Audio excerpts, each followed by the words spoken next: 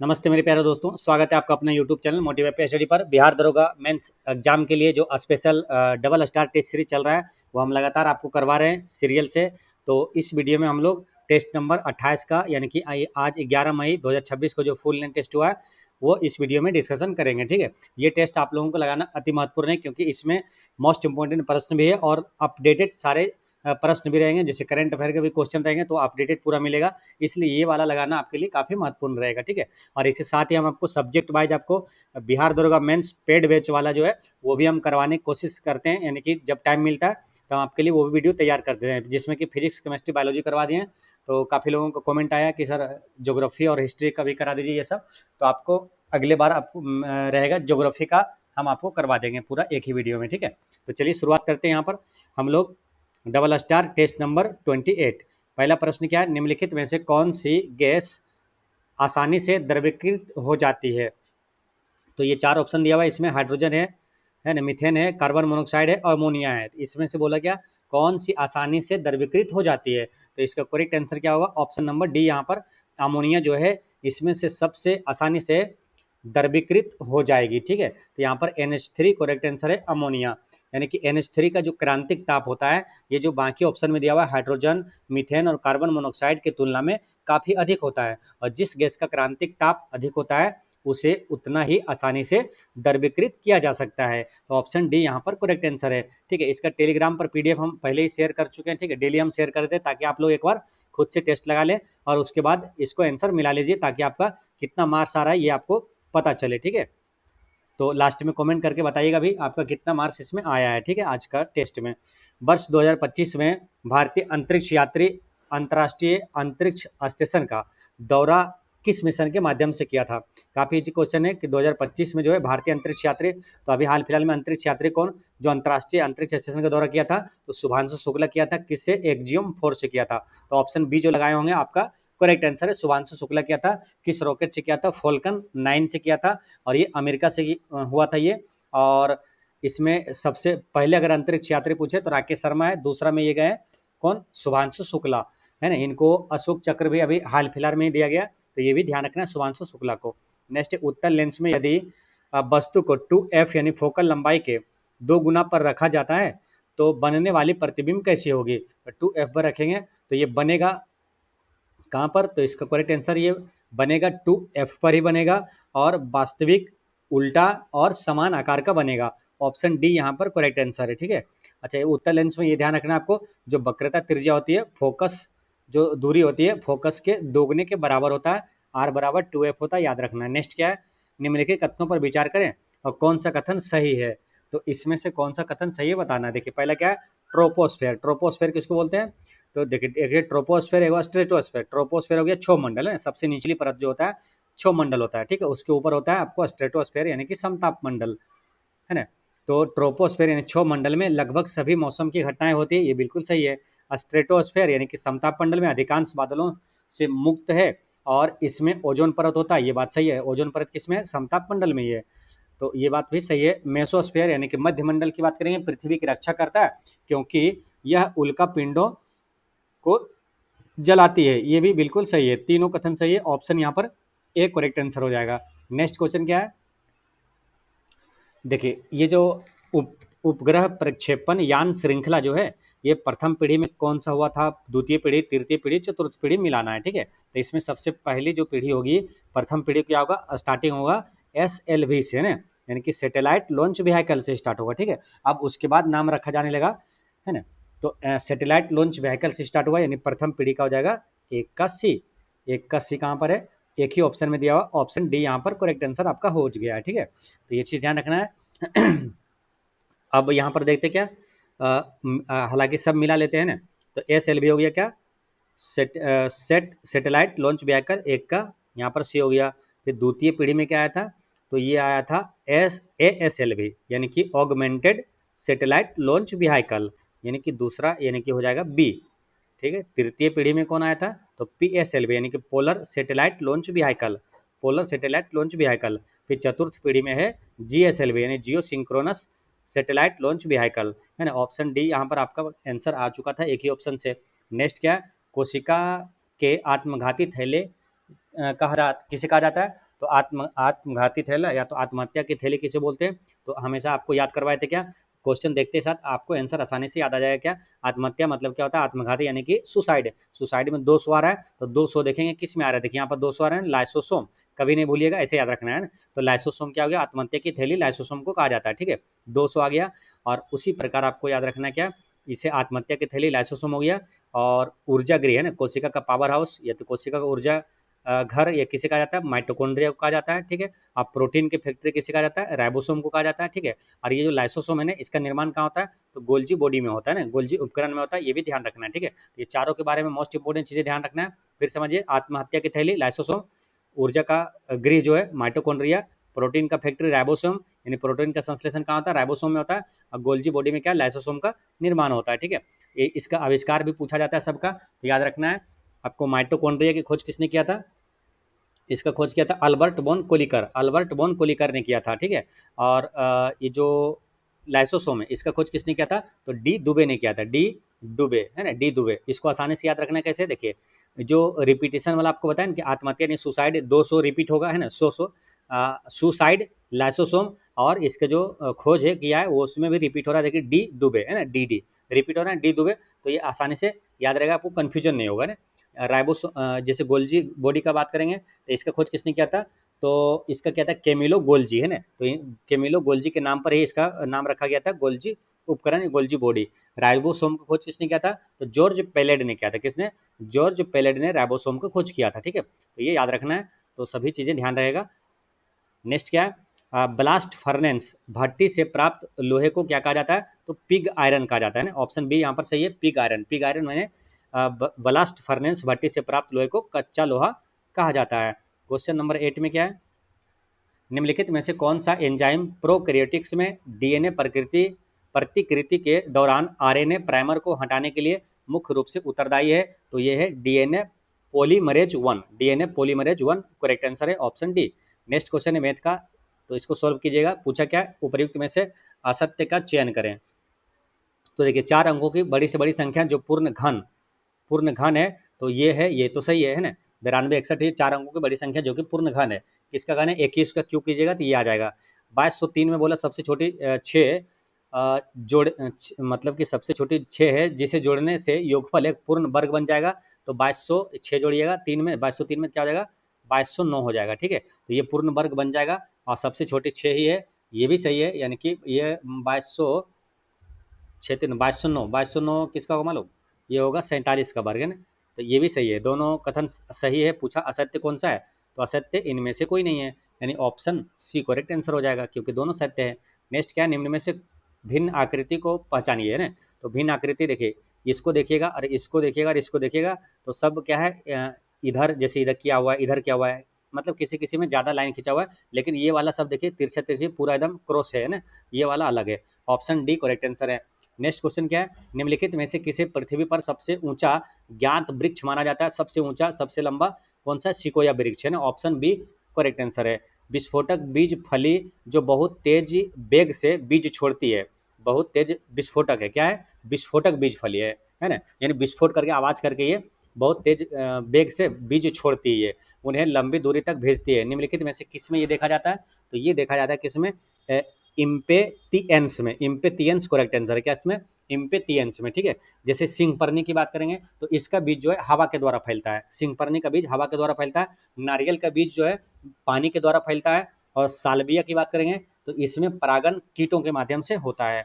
Next है, पौधे भारत में औपनिवेशिक या ब्रिटिश शासन से भी जुड़े हैं और भारतीय धरती पर हुए कुछ विद्रोहों से भी जुड़े हैं। वह विकल्प चुने जो किसी महान स्वतंत्रता सेनानी से भी जुड़ा है। अब देखिए यहाँ पर क्या पूछा? पौधा, पौधा के बारे में, और ये क्या है? देखिए आगे यहाँ पर पढ़ेंगे, तो कुछ विद्रोहों से भी जुड़ा है, तो वो क्या हुआ था? नील विद्रोह हुआ था ना, तो नील इंडिगो फेरा टिंकोरिया, ऑप्शन बी यहाँ पर करेक्ट आंसर है। इस व्यक्ति को इस क्षेत्र में उनके महान योगदान के लिए भारतीय वनस्पति विज्ञान के जनक के रूप में जाना जाता है। तो भारतीय वनस्पति के विज्ञान के रूप में, भारतीय वनस्पति विज्ञान के जनक किसे? तो ये विलियम रॉक्सबर्ग है ना, विलियम रॉक्सबर्ग करेक्ट आंसर है, ऑप्शन सी। नेक्स्ट है आपका 15, उपर्युक्त पोषक माध्यम प्रदान करके कोशिका से संपूर्ण जीव के निर्माण की घटना को क्या कहते हैं? उपयुक्त पोषक माध्यम प्रदान करके, उपयुक्त होगा, उपयुक्त पोषक माध्यम प्रदान करके कोशिका से संपूर्ण जीव के निर्माण की घटना को क्या कहते हैं? तो इसे टोटिपोटेंसी कहा जाता है। टोटिपोटेंसी करेक्ट आंसर है। वैज्ञानिकों ने निम्नलिखित में से एक को उसके आर्थिक और पारिस्थितिकी महत्व के आधार पर हरा सोना कहा है। तो हरा सोना किसे बोलते हैं? बांस को हरा सोना कहा जाता है। ऑप्शन सी करेक्ट आंसर है। कौन सा कथन जूनोटिक रोग का सही वर्णन है? तो जूनोटिक कोड का सही वर्णन क्या है? यह कशेरुकी और मनुष्यों के बीच साझा रोग है। तो जो भी ऑप्शन सी लगाए होंगे आपका करेक्ट आंसर है। नेक्स्ट, प्रकार आई यानी तत्काल अति संवेदनशीलता मुख्य रूप से किसके द्वारा मध्यस्थता की जाती है? तो ये कह रहा था आईजीई द्वारा मध्यस्थता किया जाता है अति संवेदनशीलता में। ऑप्शन ए यहाँ पर करेक्ट आंसर है। नेक्स्ट है 50 विद्यार्थियों के एक समूह में औसत अंक कितना है? 70 है। यदि 30 लड़कों का औसत अंक 75 है, 20 लड़कियों का औसत अंक क्या होगा? इसका करेक्ट आंसर 19 का ऑप्शन नंबर सी आपका सही है। नेक्स्ट है समुद्र तट से अंदर की ओर अमेरिका की महासरोवरों को उचित स्थान क्रम ऐसा है, कैसा? समुद्र तट से अंदर की ओर, ठीक है। तो ये उचित स्थान कौन सा है? तो इसका ओंटारियो, एरी, ह्यूरन और मिशिगन, ये इसका सही क्रम है। ऑप्शन सी आप जो लगाएं करेक्ट आंसर है। नेक्स्ट, निम्नलिखित में से कौन सा युग्म सुमेलित नहीं है? ये देश है, राजधानी है। नॉर्वे की राजधानी ओस्लो, ये सही है। कनाडा की राजधानी मॉन्ट्रियल, ये गलत है ना। कनाडा की राजधानी कहाँ है? ओटावा, है ना। कनाडा की राजधानी है ओटावा है, ठीक है। तो ये गलत हो गया। और इसमें कौन गलत है? फिर यहाँ पर देखते हैं ऑस्ट्रेलिया की राजधानी कैनबरा, ये सही है। दक्षिण अफ्रीका की राजधानी केप टाउन, ये सही है। यानी कि केवल 2 ही इसमें सुमेलित नहीं है। ऑप्शन ए यहाँ पर करेक्ट आंसर हो गया 21 का ए, ठीक है। अच्छा, यहाँ पर मॉन्ट्रियल जो है ना, ये भी महत्वपूर्ण है, मालूम? ये कनाडा में ही है मॉन्ट्रियल। तो मॉन्ट्रियल से आपसे पूछा जाता है क्या अंतर्राष्ट्रीय नागर विमानन संगठन का मुख्यालय कहाँ है, मालूम? तो ये कनाडा के मॉन्ट्रियल में ही है। और मॉन्ट्रियल प्रोटोकॉल भी हुआ था जो कि ओजोन परत संरक्षण से संबंधित है। मॉन्ट्रियल प्रोटोकॉल ये कब हुआ था? 1987 में हुआ था, याद रखना है। नेक्स्ट क्या है? सूची 1 को सूची 2 से मिलाना है। इसमें राज्य है और उसका राजकीय फूल है। तो झारखंड का राजकीय फूल क्या है? पलास। क्या है? झारखंड का राजकीय पुष्प जो है वो है पलास। अब 1 का 3 हुआ। अब 1 का 3 जहाँ पर है उसको देखिए। 1 का 3 जैसे इसमें नहीं है, इसमें नहीं है, ठीक है। कर्नाटक का राजकीय फूल क्या है? तो कर्नाटक का राजकीय फूल है कमल। कर्नाटक कमल। बी का 1 ऑप्शन नंबर डी में दिया हुआ है। ऑप्शन डी यहाँ पर करेक्ट आंसर हो गया, ठीक है। 22 का डी यहाँ पर सही है। बाकी चीज़ें भी देख लीजिए। तो ये हो गया आपका 1 का 3, ठीक है। बी का 1 और उड़ीसा का क्या हो जाएगा? अशोक। और पंजाब का हो जाएगा ग्लेडियोलस, ठीक है। ऑप्शन डी करेक्ट आंसर है। 22 का डी सही है। नेक्स्ट क्वेश्चन आपका 23, भारत में सबसे ऊंची हिमालयन पर्वत चोटी कौन सी है? तो हिमालयन पूछा तो यहाँ पर आंसर क्या होगा? तो ये होगा K2, है ना। भारत में हिमालय की सबसे ऊंची चोटी हो जाएगा K2 हो जाएगा। और देखिए K2 और एक होता है कौन? कंचनजंगा, है ना। ये दोनों में कन्फ्यूजन होती है।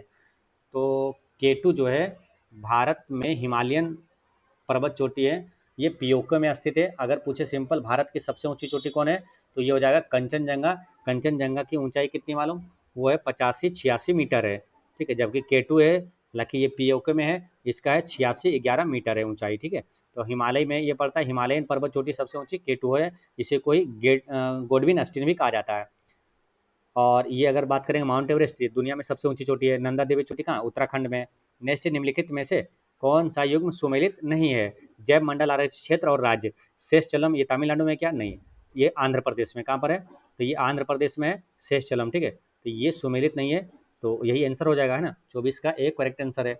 बाकी चीज़ें मानस जो है ये असम में, सिमलीपाल उड़ीसा में, दिहांग दवांग ये अरुणाचल प्रदेश में है। सूची 1 को सूची 2 से मिलाना है। भारत से निर्यात गंतव्य स्थान और मूल्य आधारित श्रेणी। तो इसमें देखिए भारत से जो निर्यात होता है सबसे ज़्यादा कहाँ होता है, इस टाइप से क्वेश्चन है। तो इसको देखिए 25 का यहाँ पर क्या होगा, देखिए सबसे ज़्यादा कहाँ? अमेरिका है। तो 1 का 3 होगा, है ना। 1 का 3, 1 का 3 होगा, यानी कि 1 का 3 एक ही ऑप्शन में दिया हुआ, ऑप्शन डी में दिया हुआ है ना। तो यही आंसर हो जाएगा। और उसके बाद चीन हो जाएगा 2 में यानी कि तीसरे नंबर पर, फिर नीदरलैंड का होगा यहाँ पर 4 और संयुक्त अरब अमीरात हो जाएगा, ये हो जाएगा दूसरे नंबर पे, ठीक है। ऑप्शन डी करेक्ट आंसर है। नेक्स्ट क्या है, एक भिन्न इस प्रकार है, तो इसको कैलकुलेट करने के बाद आपका आंसर आएगा क्या, ऑप्शन बी यहाँ पर 26 का बी करेक्ट आंसर है। नेक्स्ट क्या है, इसमें से विषम ज्ञात कीजिए, तो इसमें क्या 18 7 25 है और 4 7 11 है ना, और इसमें जोड़ेंगे 3 और 7 10 है, लेकिन यहाँ पर क्या है इसमें 7 जोड़ेंगे तो 13 7 20 होना चाहिए, ये नहीं है ना, ये अलग है, ऑप्शन बी करेक्ट आंसर है। नेक्स्ट क्या है, यहाँ पर पुस्तक है और उसके लेखक है द चोला टाइगर्स, है ना, इसके लेखक कौन है मालूम, द चोला टाइगर्स के लेखक है Ashwini Sanghi, the Chola tiger, है ना, 1 का 4 होगा, 1 का 4 इसमें नहीं है, इसमें नहीं है ना, और फिर क्या है द एलुमिनेटेड, द एलुमिनेटेड, इसका हो जाएगा अनिंदित, क्या है अनिंदिता घोष, यानी कि बी का 3, है ना, बी का 3 इसमें दिया हुआ है ना, 1 का 4 बी का 3 इसमें, ऑप्शन नंबर सी में, तो ऑप्शन सी करेक्ट आंसर हो जाएगा। और बाकी द ट्यूबवेल हाउस, तो ये हो जाएगा अभिषेक चौधरी, और मदर मेरी कम टू मी ये अरुंधति राय है।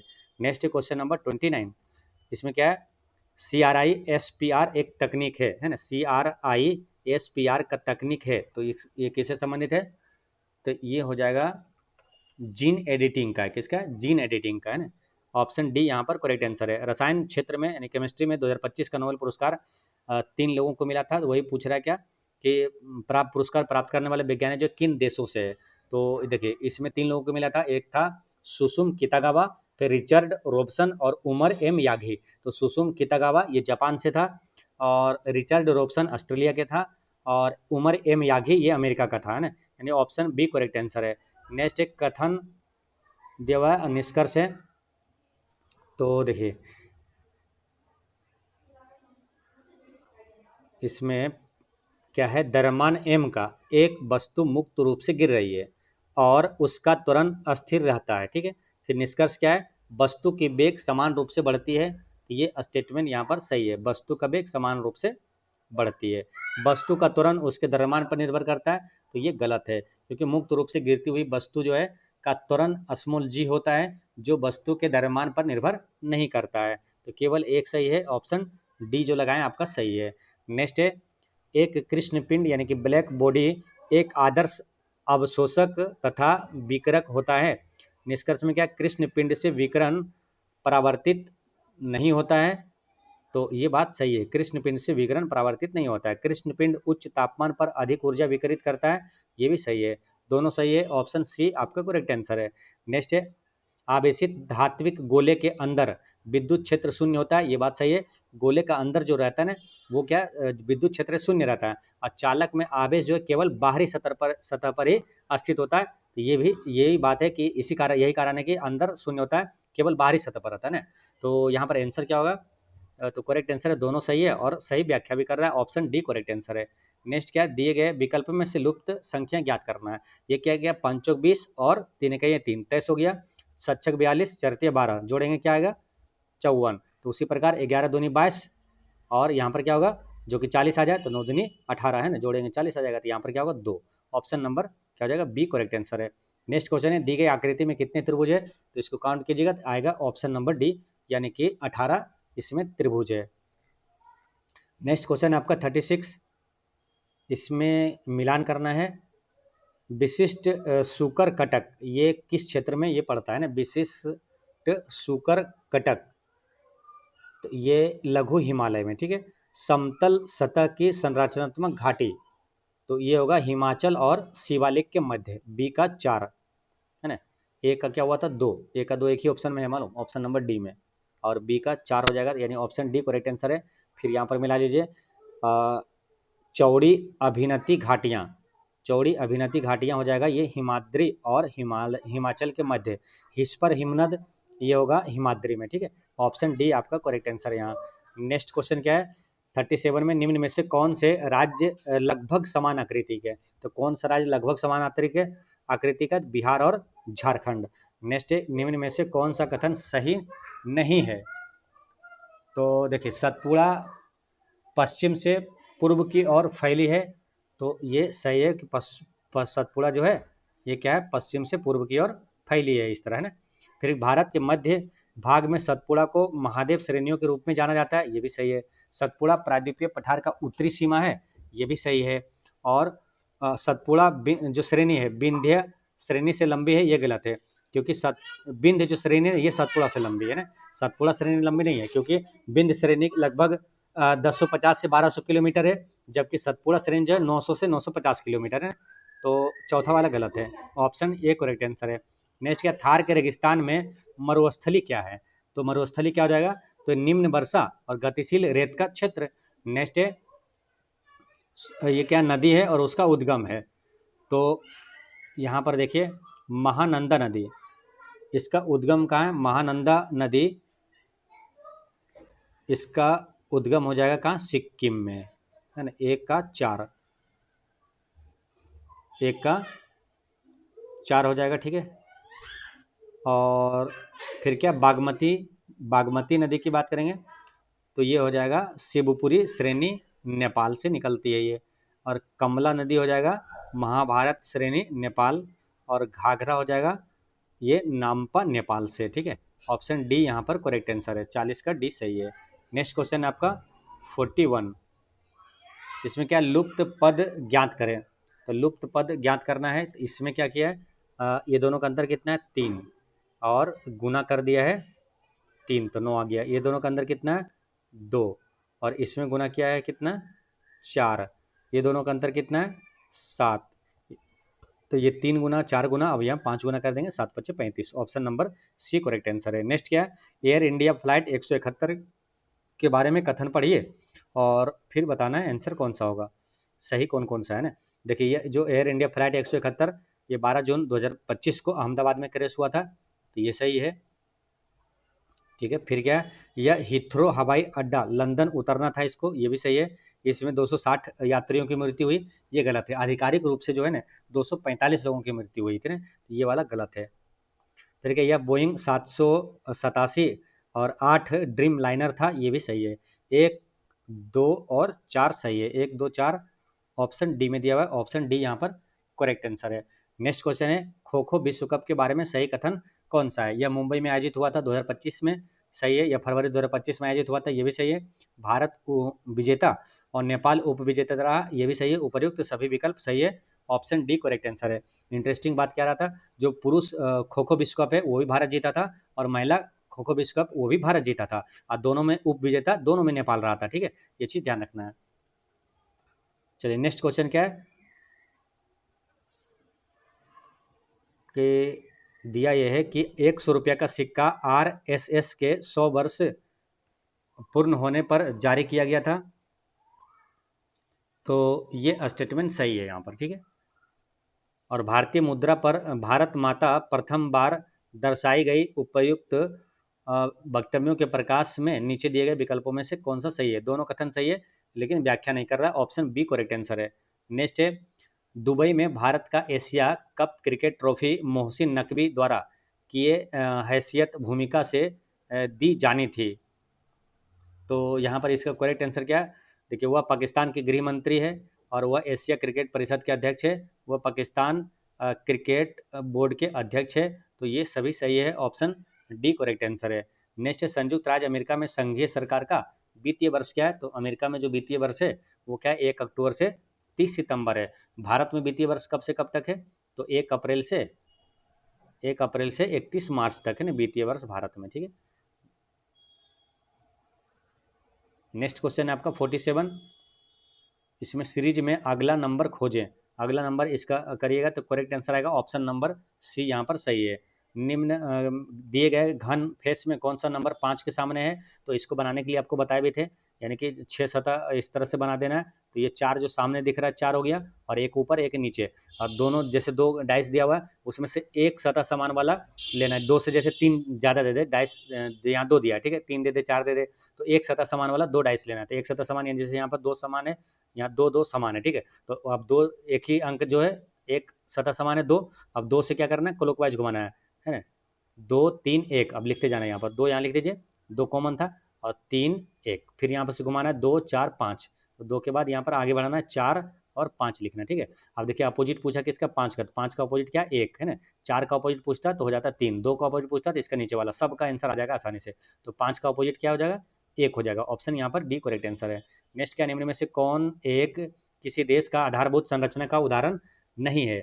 आधारभूत संरचना का उदाहरण नहीं है, तो निजी मकान जो है आधारभूत संरचना का उदाहरण नहीं है। वर्ष 2011 के अनुसार बिहार में प्रति वर्ग किलोमीटर जनसंख्या घनत्व कितना है, तो 1106 व्यक्ति प्रति वर्ग किलोमीटर है ना। सबसे अधिक जनसंख्या घनत्व किसका, बिहार का ही है। बिहार में मुख्य फसलें क्या है, तो चावल, गेहूं और मक्का। ऑप्शन डी यहाँ पर करेक्ट आंसर है ना। भारत का भी मुख्य फसल पूछे तो क्या होता है, चावल ही होता है ना। चलिए नेक्स्ट क्वेश्चन आपका 52 में, पृथ्वी के बाहरी जीवों के अध्ययन को कहा जाता है, तो ये कहा जाता है जीनोबायोलॉजी कहा जाता है, जीनोबायोलॉजी।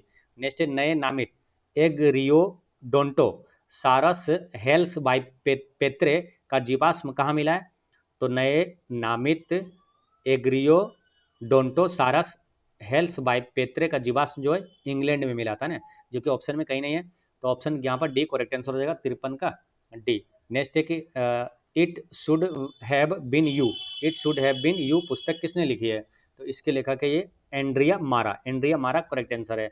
मुद्राओं के बारे में सही विकल्प चुने, है ना। कुवैती दिनार मुद्रा मजबूत है, तो ये बात सही है। ब्रिटेन में यूरो प्रयुक्त होता है, तो ब्रिटेन में यूरो नहीं यूज होता है ना। ब्रिटेन का अलग मुद्रा क्या है, तो वो है पाउंड स्टर्लिंग है ना, तो ये गलत है। GBP, GBP जिब्राल्टर पाउंड का कोड है, ये गलत है। ये GBP है ना, ग्रेट ब्रिटेन पाउंड का ये कोड है, ग्रेट ब्रिटेन पाउंड का कोड है ये, ठीक है। तो ये वाला भी गलत हो गया। और ये जो जिब्राल्टर पाउंड का कोड क्या मालूम, GIP है, क्या है, GIP है, ठीक है। स्विस फ्रैंक का कोड CHF है, तो ये वाला सही है, यानी कि 1 और 4 सही था, यानी ऑप्शन सी करेक्ट आंसर है। 55 का सी, 55 का सी जो आप लगाएं आपका करेक्ट आंसर है। नेक्स्ट क्वेश्चन क्या है, 2025 के फिजियोलॉजी यानी कि मेडिसिन यानी चिकित्सा में नोबेल पुरस्कार विजेता सिमोन साकागुची, ये किस देश से, सिमोन साकागुची चिकित्सा का नोबेल पुरस्कार मिला था 2025 में, ये है जापान से ही संबंधित है। सिमोन साकागुची जापान से, और वो जो केमिस्ट्री मिला था सुसुम कितागावा, वो भी जापान से था।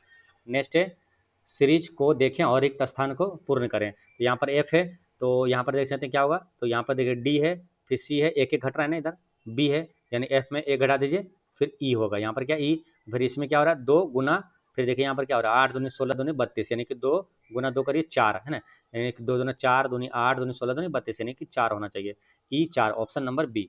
नेक्स्ट क्या, शासक बनने से पूर्व मोहम्मद बिन तुगलक किस सुल्तान के अधीन काम कर चुका था, तो किस सुल्तान के अधीन, तो ये खुसरव शाह के अधीन ये काम कर चुका था मोहम्मद बिन तुगलक।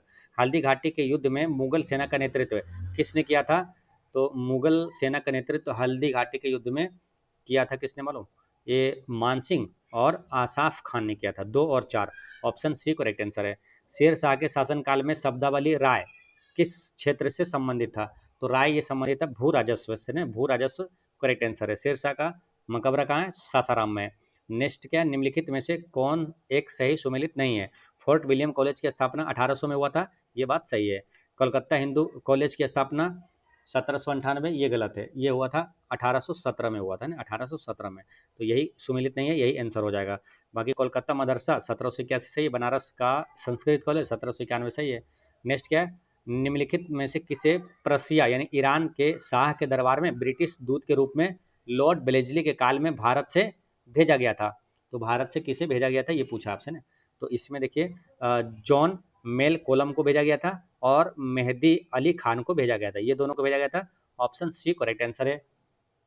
नेक्स्ट है आपका 63 में, किसकी अध्यक्षता में एक सिंचाई आयोग का गठन 1901 में किया गया था, तो किसकी अध्यक्षता में, तो सर कॉलिन स्कॉट मॉनक्रिफ है ना, स्कॉट मॉनक्रिफ की अध्यक्षता में एक सिंचाई आयोग का गठन 1901 में किया गया था, तो आंसर बी सही है। नेक्स्ट, बिहार में स्थित बराबर की गुफाएं जो कि जहानाबाद में है, किस धर्म या संप्रदाय को अशोक ने दान में दिया था, तो ये आजीवक संप्रदाय है ना, आजीवक संप्रदाय को दिया था, ऑप्शन सी करेक्ट आंसर है। निम्नलिखित शासकों में से किसने अवंती को मगध साम्राज्य में विजय के बाद सम्मिलित कर लिया था, तो ये है शिशुनाग, कौन, सुशीनाग यहाँ पर करेक्ट आंसर है। नेक्स्ट क्वेश्चन आपका 66, अगर इतना को ये लिखा जाता है तो शिमला को क्या लिखा जाएगा, तो 66 का आंसर क्या हो जाएगा, ऑप्शन बी आपका करेक्ट आंसर है। नेक्स्ट क्या है, यदि बेट को इतना लिखा जाता है तो नेक्स्ट को इतना लिखा जाता है तो इसको कितना लिखा जाएगा। इसमें क्या किया है, ये तीनों का जो स्थान का जो है उसको जोड़िएगा, जैसे 20 और 1 21 और 2 कितना हुआ 23 है ना, 23 और गुना 3 कर दिया है। 3 का कैसे गुना किया है, यानी कि जितना लेटर रहेगा उतने से गुना किया है। तो इसका भी स्थान का नाम जो है इसका जो मान है उसको जोड़िएगा, ये इसमें कितने 4 लेटर है, 4 से गुना करिएगा तो ये आ जाएगा ना। इसको जोड़िएगा तो कितना आएगा 58, 58 को 4 से गुणा के ये आ गया। फिर उसी प्रकार ऑप्शन में से देखना है कि किसको जोड़ेंगे और कितना 5 लेटर है, 5 से गुना करेंगे 40 आ जाएगा। तो इसको जोड़िएगा 28 आएगा, 28 गुना 5 करेंगे 140 आ जाएगा। ऑप्शन ए सही है। नेक्स्ट क्या, कीट में अपूर्ण कायांतरण मेटामॉर्फोसिस के चरणों का सही क्रम क्या है। तो अपूर्ण कायांतरण का सही क्रम क्या है, तो इसका है अंडा, निम्फ और वयस्क है ना, ऑप्शन डी। नेक्स्ट 1927 में पटना में वेटरिनरी कॉलेज की स्थापना के लिए किस समिति का गठन किया गया था। तो ये हुआ था गणेश दत्त समिति, करेक्ट आंसर है। ठीक है, तो मोस्ट इंपोर्टेंट याद रखना, ये भी पूछा जाएगा। वेटरिनरी कॉलेज की स्थापना कब हुआ था, 1927 में हुआ था पटना में। ठीक है, नेक्स्ट क्या है, किस वैज्ञानिक ने स्वतंत्र रूप से कार्य किया और डार्विन के समान निष्कर्ष पर पहुंचे। स्वतंत्र रूप से कार्य किया, डार्विन के समान निष्कर्ष पर पहुंचा था, तो ये था Alfred Russel wireless. Alfred Russel wireless correct answer है। नेक्स्ट, भारत में पंचायतों के बारे में निम्नलिखित कथनों पर विचार करें और कूट के अनुसार सही आंसर बताना है। तो 20 लाख से कम जनसंख्या वाले राज्यों को मध्यवर्ती स्तर पर पंचायतों का गठन न करने का विकल्प दिया गया है, ये बात सही है ना। फिर क्या है, कोई भी व्यक्ति जो 21 वर्ष की आयु प्राप्त कर चुका है पंचायत सदस्य के रूप में चुने जाने के लिए पात्र है, ये भी सही है। पंचायतों से संबंधित प्रावधान केंद्र शासित प्रदेशों पर लागू नहीं होता, ये गलत है। केंद्र शासित प्रदेशों में भी लागू हो सकता है, होता है। तो सही पूछा है ना, तो सही कौन सा हो जाएगा, 1 और 2 सही है ना। आंसर क्या होगा, ऑप्शन बी 71 का बी करेक्ट आंसर है। नेक्स्ट क्या है, विटामिन B12 के बारे में। तो विटामिन B12 को कोबालामिन कहा जाता है, ये सही है। कोबाल्ट परमाणु से बना होता है, ये भी सही है। इसमें कोरिन वलय होता है, ये भी सही है। तीनों कथन सत्य है, ABC सत्य कथन है। ऑप्शन सी करेक्ट आंसर होगा ना, ऑप्शन सी 72 का सी सही है। नेक्स्ट क्वेश्चन है आपका 73 में क्या है कि ब्रिटिश काल के दौरान भारत में पहली बार स्थापित निम्नलिखित प्रकार के उद्योगों और मिलों को कालानुक्रमिक क्रम में व्यवस्थित करें। तो पहली कपास मिल की स्थापना कब हुआ था, तो ये बात है 1818 की है ना। पहले कपास मिल, पहले जूट मिल, और ये कहाँ, कलकत्ता में हुआ था ना। पहले जूट मिल की बात करेंगे तो ये भी पश्चिम बंगाल में 1855 में हुआ था। पहले कागज मिल ये लखनऊ में हुआ था 1879 में। और पहला इस्पात संयंत्र जो कि जमशेदपुर में हुआ था 1907 में, टिस्को है ना, तो टाटा स्टील वाला। तो इसका अगर देखें क्रम, ये सब सीरियल से ही है मालूम, 1818 फिर 55 फिर 79 फिर 1907, यानी कि 1 2 3 4 आंसर हो जाएगा। ऑप्शन ए यहाँ पर सही है। नेक्स्ट क्वेश्चन क्या है कि भारतीय जनता पार्टी कितने वर्षों के बाद दिल्ली में सत्ता में लौटी। तो कितने वर्षों बाद ये सत्ता में लौटी थी दिल्ली में, तो 27 वर्षों के बाद। निम्न में से कौन दो लगातार अभाज्य संख्याओं के गुणनफल से नहीं बना है। तो ये 391, ये दो लगातार अभाज्य गुणनफल से नहीं बना है। नेक्स्ट क्वेश्चन है आपका, इसका करेक्ट आंसर क्या हो जाएगा, तो n+1 होगा। ऑप्शन बी आपका सही है। नेक्स्ट है, वैंकूवर जाने हेतु कामागाटामारू जहाज को किसने किराए पर लिया था। तो किसने किराए पर लिया था, तो ये गुरदीप सिंह ने लिया था ना, गुरदीप सिंह ने। नेक्स्ट, जब महात्मा गांधी दक्षिण अफ्रीका से भारत लौटे तो उनकी आयु क्या थी, तो उनकी आयु थी 45 वर्ष है ना, ऑप्शन ए करेक्ट आंसर है। नेक्स्ट, निम्नलिखित में से किसकी मृत्यु असहयोग आंदोलन प्रारंभ होने के दिन हुआ था। तो ये हुआ था बाल गंगाधर तिलक के, है ना। असहयोग आंदोलन जब प्रारंभ हुआ था 1 अगस्त 1920 को, उसी दिन 1 अगस्त 1920 को ही बाल गंगाधर तिलक की मृत्यु हो गई थी। 1946 में किस तिथि को मुस्लिम लीग ने प्रत्यक्ष कार्रवाई दिवस मनाया, तो 16 अगस्त को मनाया। ऑप्शन सी करेक्ट आंसर है। नेक्स्ट, भारत के संविधान में निम्नलिखित को किस क्रम में रखा गया है। तो किस क्रम में रखा गया है, तो स्वतंत्रता का, जैसे धार्मिक स्वतंत्रता का अधिकार, ये है अनुच्छेद 25 से 28, और राज्य का परिवर्तन यह अनुच्छेद 3 में है। किसी राज्य में राष्ट्रपति शासन लगाना अनुच्छेद 356 में। भारतीय प्रशासनिक सेवाओं के बारे में यह अनुच्छेद आपको 312 में मिलेगा। तो सबसे पहले क्या होगा, ये अनुच्छेद 3 पहले स्थान इसको मिला है, यानी कि दूसरा होगा पहले ना, ये वाला नहीं होगा, ये वाला आंसर नहीं होगा, ये वाला आंसर नहीं होगा, है ना। दूसरा यानी कि दूसरा पहले बी में ही है ना। आंसर क्या रहेगा, option number B correct answer है आपका। नेक्स्ट क्वेश्चन क्या है, संविधान का 13वां संशोधन जो है निम्न में से संबंधित है। तो ये किससे संबंधित है, तो शैक्षणिक संस्थाओं में अन्य पिछड़ा वर्ग का आरक्षण। भारतीय संविधान में दिए गए निम्न प्रावधानों पर विचार कीजिए। अनुच्छेद 280 में क्या है, भारत का निर्वाचन आयोग, गलत है। इसमें क्या है, वित्त आयोग है ना, अनुच्छेद 280 में वित्त आयोग है। 315 में संघ लोक सेवा आयोग है, ये सही है। अनुच्छेद 324 में ये भारत निर्वाचन आयोग है ना, तो ये वाला मिलान गलत है, ये वाला मिलान गलत है। पूछा क्या, देखिए 83 में दिए कथनों में से कौन सही नहीं है, तो दो सही नहीं था ना, ऊपर वाला और नीचे वाला, यानी कि केवल 1 और 3 सही नहीं है ना। Option number B correct answer हो जाएगा ना, 83 का बी होगा ना, 83 का बी।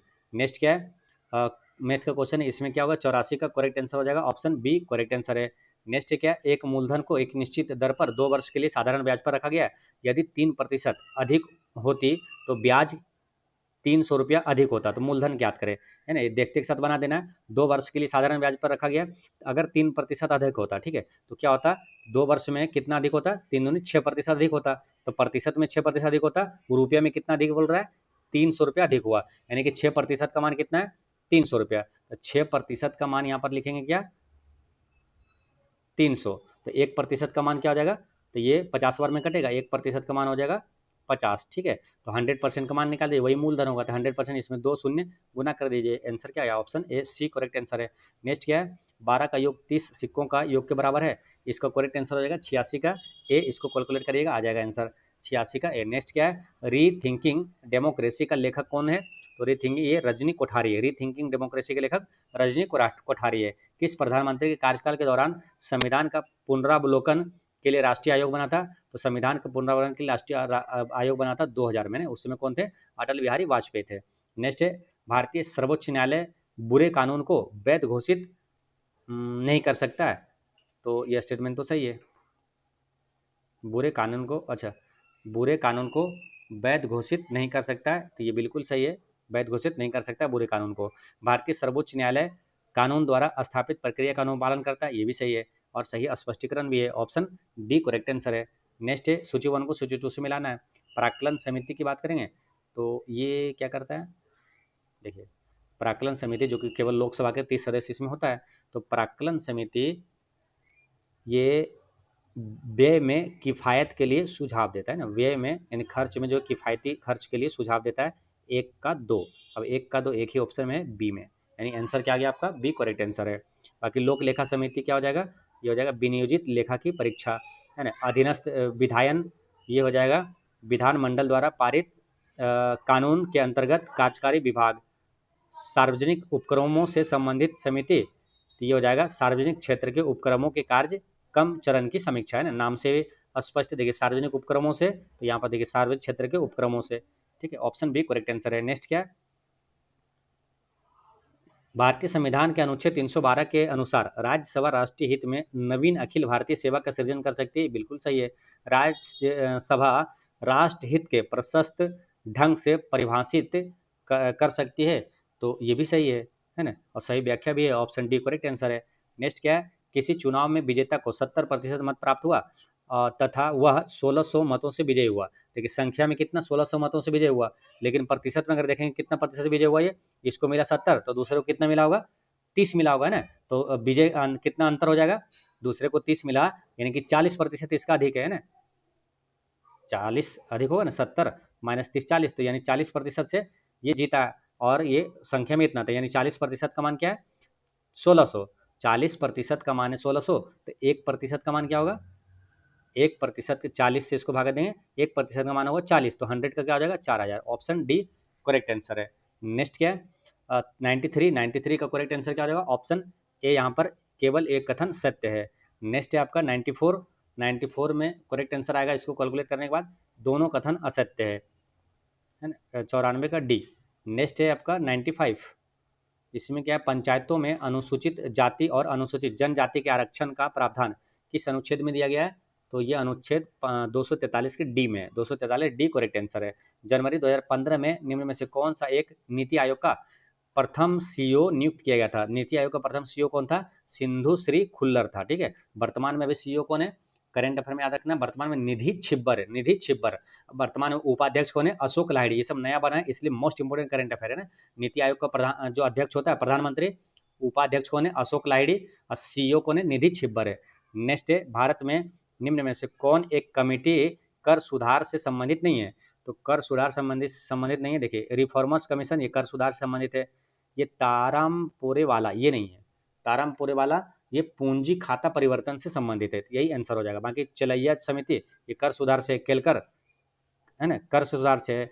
नेक्स्ट क्या है, निम्न में से कौन एक इंगित करता है कि भारत एक तेजी से उभरती हुई अर्थव्यवस्था है। तो ये कौन इंगित करता है, तो नीतिगत सुधार, डिजिटल परिवर्तन और एफडीआई की बढ़ोतरी, ये सभी ऑप्शन डी करेक्ट आंसर है। नेक्स्ट क्या है, निम्न में से कौन एक भारत के सेवा क्षेत्र के बढ़ते हुए योगदान का संचालन कारक नहीं है। क्या बोला, भारत के सेवा क्षेत्र के बढ़ते हुए योगदान का संचालन कारक इसमें कौन नहीं है, तो ये आधारभूत उद्योगों में कमी ये वाला नहीं है। बाकी देखिए तकनीक प्रोन्नति ये है, नगरीकरण है, वैश्वीकरण है, उदारीकरण ये है। नेक्स्ट क्या है, उस स्कीम को चुनिए जो भारत में वित्तीय समायोजन से संबंधित नहीं है। तो वित्तीय समायोजन से देखिए मंत्री सुरक्षा योजना ये वित्तीय समायोजन से ये संबंधित नहीं है। देखिए बाकी देखिए मुद्रा योजना है, पीएम सुरक्षा योजना है, पीएम जीवन ज्योति योजना ये भी है ना, तो ये वाला नहीं है। ऑप्शन ए यहाँ पर करेक्ट आंसर हो जाता है। ठीक है, तो दोस्तों इस तरह से आपका बिहार दरोगा मेंस स्पेशल टेस्ट 28 होता है समाप्त। बाकी जो पीछे का वीडियो नहीं देखें, प्ले लिस्ट बना हुआ है, जिसको भी कोई वीडियो नहीं मिलेगा तो वो आप कमेंट कीजिएगा, आपको हम लिंक जो है शेयर कर देंगे। ठीक है, यानी कि बिहार दरोगा मेंस पेड बैच का भी हम आपको करवा दे रहे हैं, और डबल स्टार जो स्पेशल टेस्ट चल रहा है ये भी आपको हम करवा दे रहे हैं। ठीक है, मिलते हैं नेक्स्ट वीडियो में, पढ़ते रहें, मुस्कुराते रहें। जय हिंद दोस्तों।